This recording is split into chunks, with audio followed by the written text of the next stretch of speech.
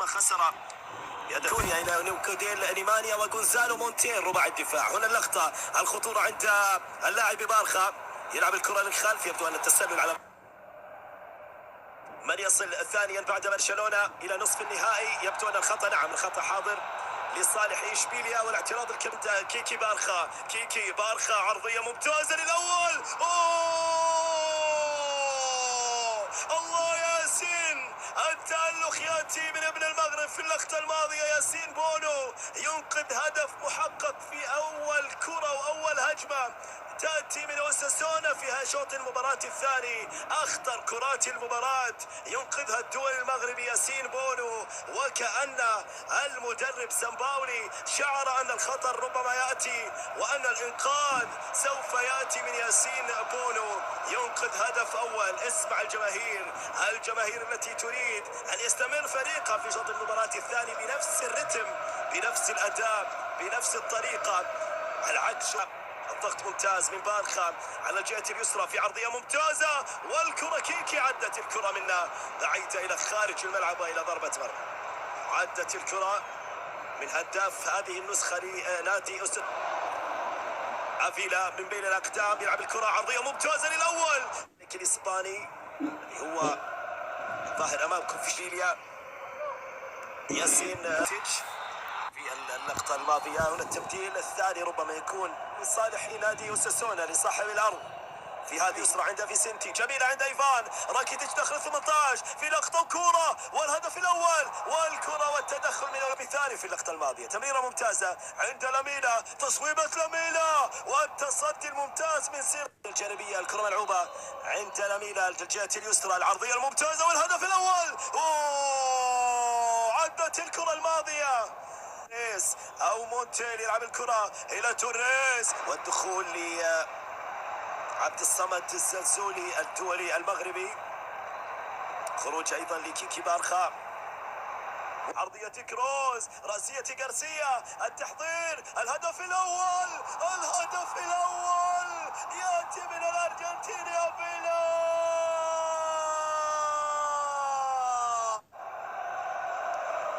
ياسين بونو، ما زالت الكرة عند نيمانيا إلى ياسين بونو حذاري من الأخطاء يا بونو. الضغط بثقة كبيرة يخرج الكرة الماضية بونو ياسين، لكن حذاري من الأخطاء واللعب في النار. الكرة ملعوبة في سنتي، الله عليك اوساسونا يمتع. مانيا أو إيفان راكيتيتش على الجهة اليسرى يطلب تنفيذ الكرة وضربة الزاوية اللي كان لهم عديد من الفيديوهات. نعم يوسف نصيري كما توقعت إلى جانب الخبرة الكبيرة المتواجدة في ذكرة الروع. الإضافة للهدف الثاني عند عبد الصمد، الزلزال يحاول المرور.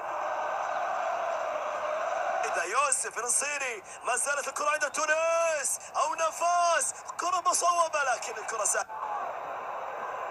روبن غارسيا في التنفيذ، يرسل نقل الكرة على الجهة اليمنى، الانطلاق هذه المرة من الجهة اليمين، يلعب الكرة للخلف عند حارس المرمى ياسين بونو، تأتي من إيفان كالعادة باليسار، راكيتيتش في الانتظار، كرة خطيرة إلى يوسف نصيري لكن كرة مقطوعة.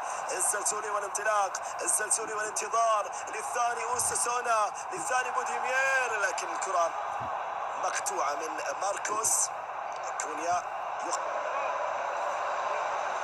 كرة ملعوبة عند بوديمير، يصوبها بوديمير، تغير اتجاهها، كادت أن تغالط ياسين بونو.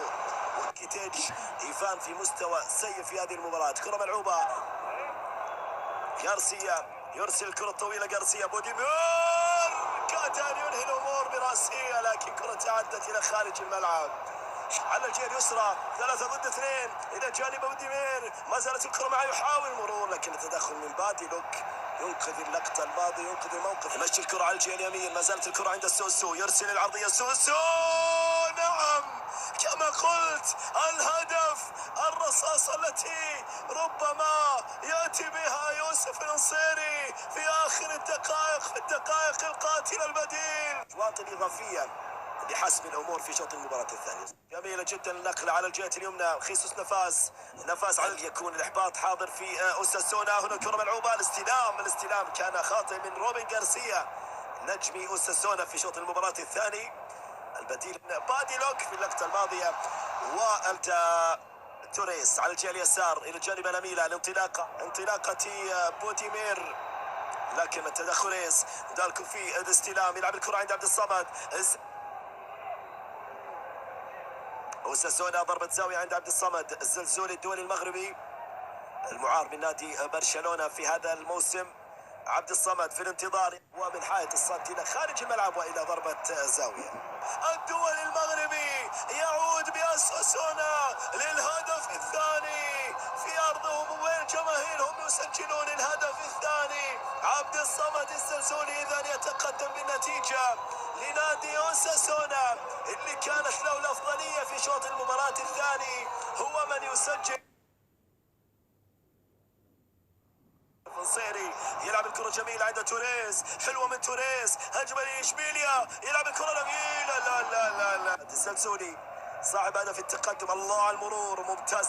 يلعب الكرة للخلف، الضغط يأتي من يوسف نصيري على حارس المرمى. هنا الكرة عند الصربي، ينقل الكرة على الجهة اليسرى عند عبد الصمد. زلزولي بالانطلاق من أمام خيسوس، نفاس يسقط، يكسب معها خطأ اللاعب الدولي المغربي الممتاز. مشروع هدف ثالث ربما يكون لأوساسونا. عبد الصمد النادي الأندلسي الذي يبحث عن الهدف التعادل.